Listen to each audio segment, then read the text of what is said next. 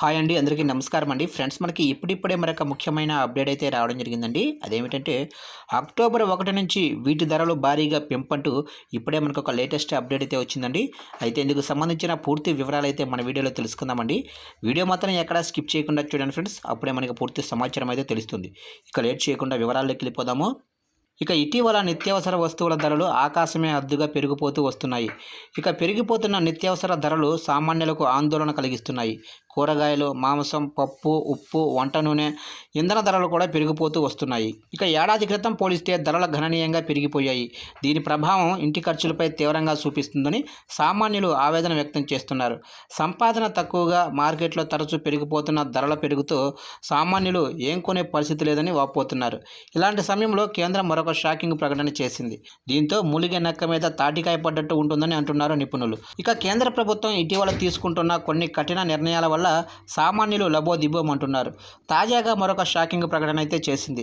అంతర్జాతీయ పరిస్థితులకు అనుగుణంగా ముడి చమురుపై విండ్ ఫాల్ ట్యాక్స్ వరుసగా తగ్గిస్తూ వచ్చిన కేంద్రం నిన్న ఉల్లి ఎగుమతులపై ఆంక్షలు విధించింది. తాజాగా వంట నూనెల దిగుమతులపై కస్టమ్స్ డ్యూటీ పెంచింది. ఇక మొన్నటి వరకు కొన్నిటిపై ఎలాంటి ట్యాక్స్ లేవు. అలాంటి వాటికి తాజాగా తీసుకుంటున్న నిర్ణయంతో అమాంతం 20% పెరిగింది. ఇక క్రూడ్ సోయా, క్రూడ్ పామాయిల్, పొద్దుతిరుగుడు నూనెల వంటి వాటిపై 20% ఇంపోర్ట్ డ్యూటీ విధిస్తున్నట్లు తాజాగా ప్రకటన అయితే చేసింది. ఈ క్రమంలోనే వీటన్నిటి రేట్లు పెరిగే అవకాశం ఉన్నట్లు తెలుస్తుంది.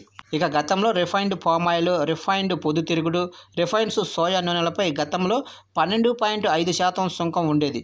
ఇప్పుడు 32.5% పెరిగిపోయింది. మొత్తంగా ముడి నూనెలపై ట్యాక్స్ 5.5% నుంచి 27.5%, రిఫైన్డ్ పామాయిల్పై 13.5% నుంచి 35.75% పెరగనుంది.